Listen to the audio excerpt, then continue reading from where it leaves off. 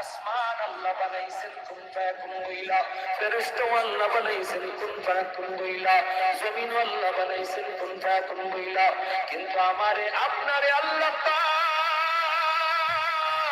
কুন ফায়াকুন হইলা বানায় নাই। আমাকে আপনাকে যখন আল্লাহ বানাইছে, খালাকতু বিয়াদাইয়া, আল্লাহ বলে আমি আমার নিজের হাত দিয়ে বান্দা বান্দির বানাইছি।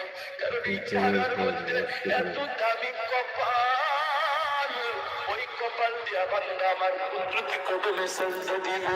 এই কপালটার এত দাম, এই কপাল কুন ফায়াকুন বললে হয় না, এই কপাল ফেরেশতাদের হাতে বানাইলেও হয় না, আমি আল্লাহ নিজের হাতে বানাইছি।